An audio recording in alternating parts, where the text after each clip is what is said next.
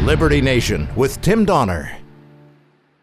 Whether it remains in the mind as the year of the COVID-19 pandemic, the year of questionable election results, or the year of Black Lives Matter and riots in the streets, there is, as they say, something for everyone.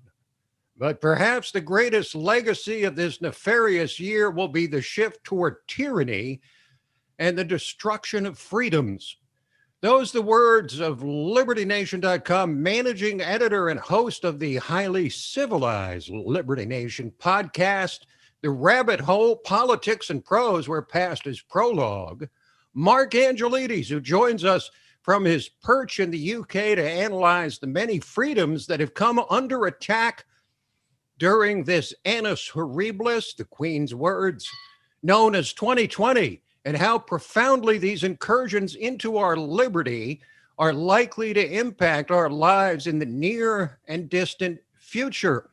Mark, welcome to Liberty Nation Radio. Hi, Tom. Thanks for having me back.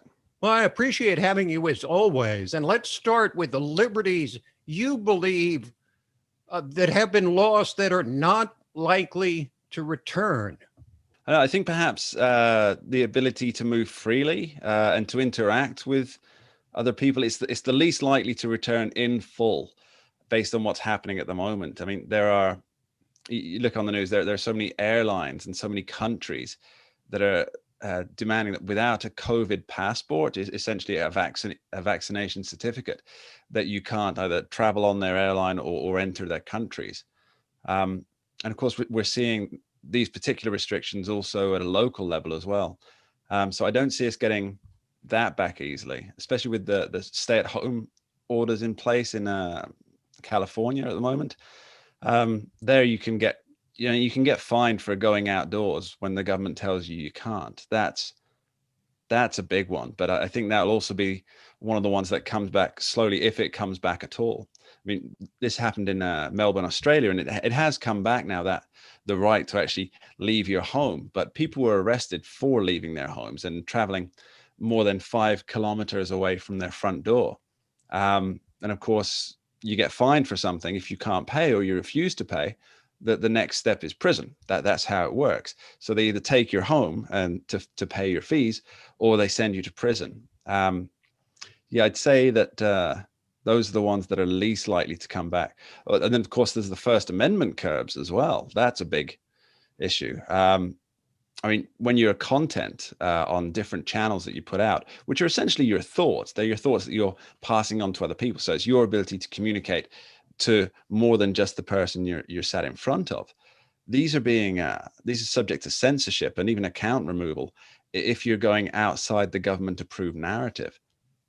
What liberties now threatened do you believe people in the U.S., but also in the U.K. and around the world, will fight the hardest to win back?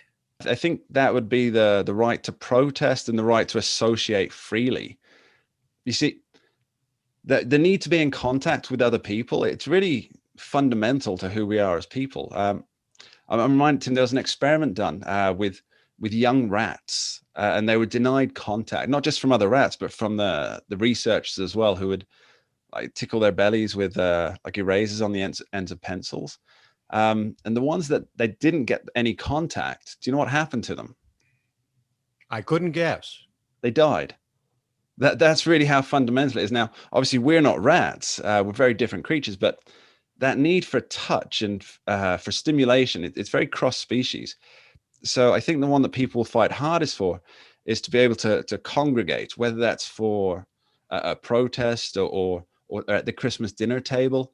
I think that will be the one that really pushes people to the brink. Do you get the sense that people in the US and the UK and other international locations are prone to fight back hard against increasing government restrictions, or is it more that they're resigned to losing liberties they've always taken for granted?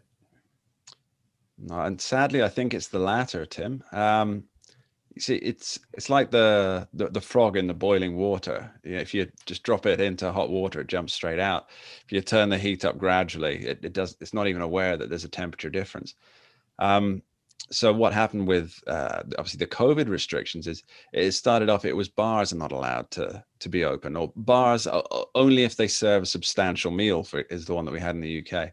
And then that went, and then restaurants went, then non-essential shops went, then you're stuck at home, then you're not allowed to visit your family, then you can't go and visit your elderly parents or grandparents, even when they're at death's door.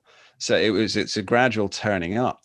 And so I think that not enough people have had the shock of just being dropped straight in the hot water to really fight back. So I think that many people are really just resigned to these are the rules. I mean, you see it with, we have, I guess they call them government snitch lines is what they're called over here, where you can report your friends and neighbors for breaking COVID regulations if they have more than 6 people at their home, if they go out for unnecessary exercise, and people are informing on their friends and neighbors.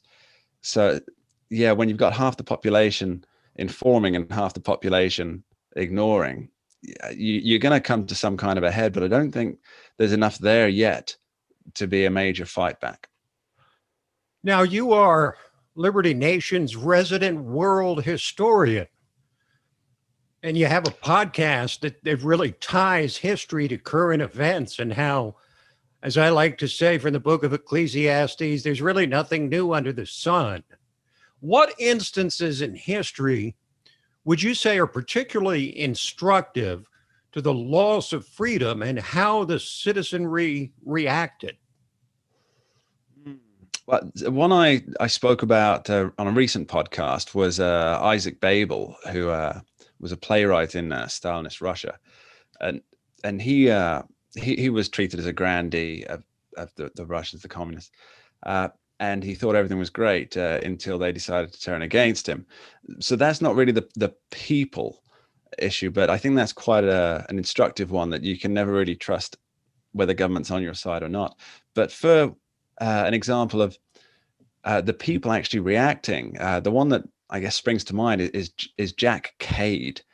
I'm not sure how familiar you are with Jack Cade, but he was a Sussexman from England. And in, I think it was 1450, he led an uprising against the king and the king's councillors and the local officials. And this was because obviously there was mismanagement, but it was really about the abuses of power that local officials would do. They would overtax, they would apply arbitrary rulings, they would attempt to control more than they had any right to control. And so Jack Cade, he decided he's had enough, and he started to march towards London.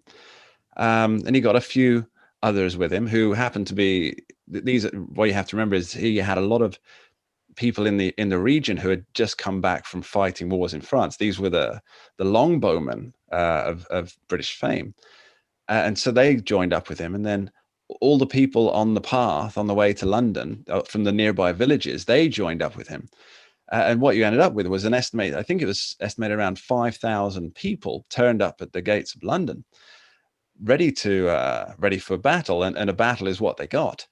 It didn't turn out well for Jack Cade in the end. He did manage to get away from the battle, but I believe that he died of his wounds, but was then taken back to London and had a show trial and had his head chopped off, even though he was already dead.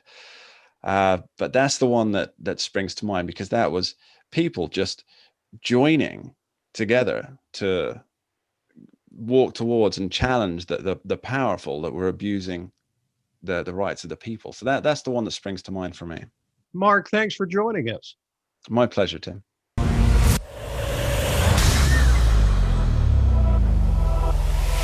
Hi, I'm Lisa K. Donner, along with Mark Angelides, Sarah Cowgill, Tim Donner, and Scott Cosenza, and this is Liberty Nation. Now let's take a look at the LibertyNation.com electoral leaderboard. It's still 238 for Joe Biden. What if stories and legends can offer us the key to unraveling the hottest political issues of the day and apply their lessons to understanding the chaos of modern politics? Impeach 45!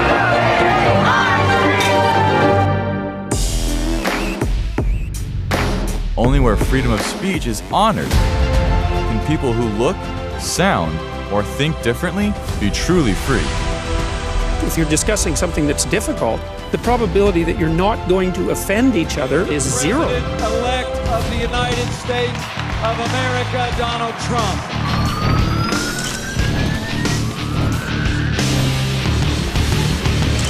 Donald J. Trump is now president. With one click, Liberty Nation delivers tomorrow's news. And remember, liberty. Today. All the time and everywhere.